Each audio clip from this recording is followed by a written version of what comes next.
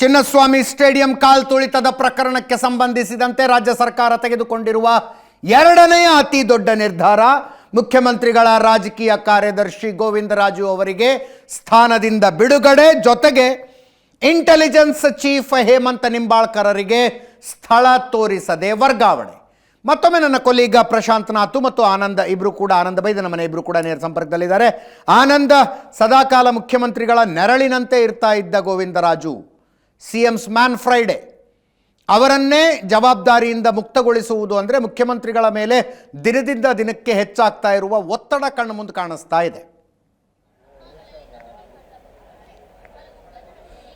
S, ಖಂಡಿತವಾಗ್ಲೂ ಕೂಡ ಅಜಿತ್. ಯಾಕೆಂದರೆ ಗೋವಿಂದರಾಜು ಅಂದ ತಕ್ಷಣ ನೆನಪಾಗ್ತಕ್ಕಂಥದ್ದು ಎಲ್ಲ ಪಕ್ಷದ ನಾಯಕರೊಂದಿಗೆ ಸಂಪರ್ಕ, ಕೇಂದ್ರ ಸರ್ಕಾರ ಇರಲಿ, ರಾಜ್ಯ ಸರ್ಕಾರ ಇರಲಿ, ಪಕ್ಕದ ರಾಜ್ಯ ಇರಲಿ, ಯಾವುದೇ ರಾಜ್ಯದಲ್ಲೂ ಸಹ ಪ್ರಮುಖರೊಂದಿಗೆ ಇರತಕ್ಕಂಥ ನಿಕಟ ಸಂಬಂಧ ಮತ್ತು ರಾಷ್ಟ್ರ ಮತ್ತು ಅಂತಾರಾಷ್ಟ್ರೀಯ ಮಟ್ಟದಲ್ಲಿ ಇರತಕ್ಕಂಥ ಸಂಘ ಸಂಸ್ಥೆಗಳ ಜೊತೆ ಸಂಬಂಧಗಳು ಮತ್ತು ಅವ್ರಿಗಿರ್ತಕ್ಕಂಥ ಹೈಕಮಾಂಡ್ ಜೊತೆ ಇರತಕ್ಕಂಥ ದೊಡ್ಡ ಮಟ್ಟದ ಪ್ರಭಾವ, 2 ಬಾರಿ MLC ಆಗಿರ್ತಕ್ಕಂಥವ್ರು ಮತ್ತು ಮಾಧ್ಯಮ ಸಂಸ್ಥೆಗಳನ್ನು ಸೇರಿದಾಗ ಎಲ್ಲದರ ಜೊತೆನೂ ಕೂಡ ಉತ್ತಮವಾಗಿರೋ ಸಂಬಂಧ ಇರತಕ್ಕಂಥ ನೆಟ್ವರ್ಕ್ ಭಾಳ ದೊಡ್ಡ ಮಟ್ಟ ಇರತಕ್ಕಂಥ ಪ್ರಭಾವಿ ನಾಯಕರು.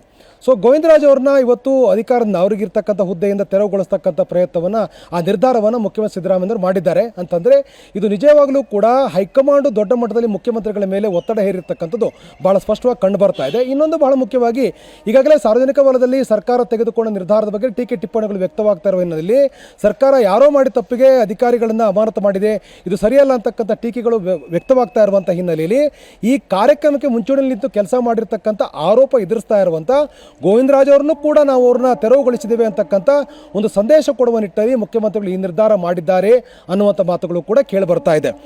ಗೋವಿಂದರಾಜ್ ಅವರು ಸಹಜವಾಗಿ ಅಂದರೆ ಮುಖ್ಯಮಂತ್ರಿಗೆ ಅತ್ಯಂತ ಆಪ್ತರಾಗಿರ್ತಕ್ಕಂಥವ್ರು, ಅವ್ರನ್ನ ಯಾವುದೇ ಕಾರಣಕ್ಕೂ ಆ ಒಂದು ಸ್ಥಾನದ ತಾನು ತೆರವುಗೊಳಿಸ್ತಕ್ಕಂಥ ಸಾಧ್ಯತೆಗಳು ತೀರಾ ಕಡಿಮೆ ಇತ್ತು. ಯಾಕೆಂದರೆ ಈ ಹಿಂದೆ ಕೂಡ ಕಾಂಗ್ರೆಸ್ ಶಾಸಕಾಂಗ ಪಕ್ಷ ಸಭೆಯಲ್ಲೂ ಕೂಡ ಅವರ ಕಾರ್ಯವೈಖರಿ ಬಗ್ಗೆ, ಅವರ ಹಸ್ತಕ್ಷೇಪದ ಬಗ್ಗೆ ಚರ್ಚೆಗಳು ಆದಾಗಲೂ ಕೂಡ ಮುಖ್ಯಮಂತ್ರಿಗಳು ಗೋವಿಂದರಾಜ್ ಅವರ ಸ್ಥಾನಕ್ಕೆ ಚ್ಯುತಿ ಆಗದ ಹಾಗೆ ಅವ್ರ ಜೊತೆ ಇಟ್ಕೊಂಡಿದ್ರು.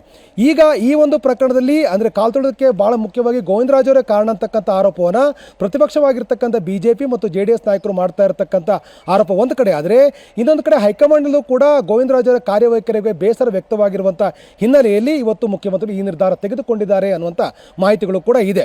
ಯಾಕಂದರೆ ಮುಖ್ಯಮಂತ್ರಿಗಳು ಈ ನಿರ್ಧಾರ ತೆಗೆದುಕೊಂಡು ರಾಜ್ಯ ಜನರಿಗೆ ಒಂದು ಸಂದೇಶ ಕೂಡ ಕೊಟ್ಟಿದ್ದಾರೆ. ನಮ್ಮ ಜೊತೆ ಇರತಕ್ಕಂಥವ್ರನ್ನು ಕೂಡ ನಾವು ಈ ಪ್ರಕರಣದಲ್ಲಿ ಅವ್ರನ್ನ ಪದಚ್ಯುತಗೊಳಿಸುವಂಥ ಕೆಲಸ ಮಾಡಿದ್ದೀವಿ ಅಂತ ಸಂದೇಶವನ್ನು ಕೊಟ್ಟಿದ್ದಾರೆ ಅನ್ನೋದು ಚರ್ಚೆ ಇದೆ. When water comes to your neck ಅನ್ನೋ ಸಿಚುವೇಶನ್ ಅಲ್ವಾ ಇದು? ಕುತ್ತಿಗೆ ತನಕ ನೀರು ಬಂದುಬಿಟ್ಟಿದೆ. ಎಸ್, ಖಂಡಿತವಾಗ್ಲೂ ಕೂಡ ಈಗಾಗಲೇ ಪ್ರಶಾಂತ್ ನಾಥ್ ಅವರು ಹೇಳ್ತಾ ಇದ್ರು, ಅಂತಿಮವಾಗಿ ಬದುಕುವುದನ್ನು ಮುಖ್ಯಮಂತ್ರಿಗಳು ನೋಡಿದ್ರ ಅಂತಕ್ಕಂಥ ಚರ್ಚೆ. ಯಾಕೆಂತಂದರೆ ಕುತ್ತಿಗೆ ತನಕ ನೀರು ಬಂದಿದೆ, ಅಂತಿಮವಾಗಿ ತಾವು ಉಳಿಯುವಂಥ ಪ್ರಯತ್ನವನ್ನು ಮುಖ್ಯಮಂತ್ರಿಗಳು ಮಾಡ್ತಾ ಇದ್ದಾರೆ ಅಂತಕ್ಕಂಥ ಅನುಮಾನ ಸಹಜವಾಗಿ ಮೂಡುತ್ತೆ.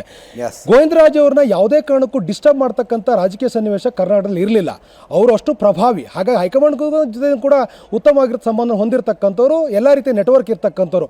ಇಷ್ಟಾಗಿಯೂ ಕೂಡ ಅವ್ರನ್ನ ಡಿಸ್ಟರ್ಬ್ ಮಾಡಿದ್ದಾರೆ ಅಂತಂದರೆ ನಿಜವಾಗಲೂ ಒಂದು ಮುಖ್ಯಮಂತ್ರಿಗಳು ಈ ಪ್ರಕರಣದ ಬಗ್ಗೆ ಅತ್ಯಂತ ಗಂಭೀರವಾದಂಥ, ದಿಟ್ಟವಾದಂಥ ಕಠಿಣ ನಿರ್ಧಾರ ತೆಗೆದುಕೊಳ್ಬೇಕು ಅಂತೇಳಿ ಅವರು ವೈಯಕ್ತಿಕವಾಗಿ ತೀರ್ಮಾನ ಮಾಡಿದ್ದು ಒಂದು ಕಡೆ, ಅಥವಾ ಯಾವುದೋ ಒಂದು ಪ್ರಭಾವಕ್ಕೆ ಒಳಗಾಗಿ ಈ ನಿರ್ಧಾರ ಮಾಡಿದ್ದಾರೆ ಅಂತಕ್ಕಂಥ ಸ್ಪಷ್ಟವಾಗ್ತಾ ಇದೆ. ಅಂತಿಮವಾಗಿ ಗೋವಿಂದರಾಜ್ ಅವರು ಕೂಡ ಈ ಒಂದು ಪ್ರಕರಣಕ್ಕೆ ಕಾರಣ ಅಂತಕ್ಕಂಥ ಆರೋಪಗಳು ಕಳೆದ 2 ದಿನ ಕೇಳಿ ಬರ್ತದೆ. ಹಾಗಾಗಿ ಈ ನಿರ್ಧಾರ ಮಾಡಿದ್ದಾರೆ ಅಂತ ಚರ್ಚೆ ಇರುವಂಥದ್ದು.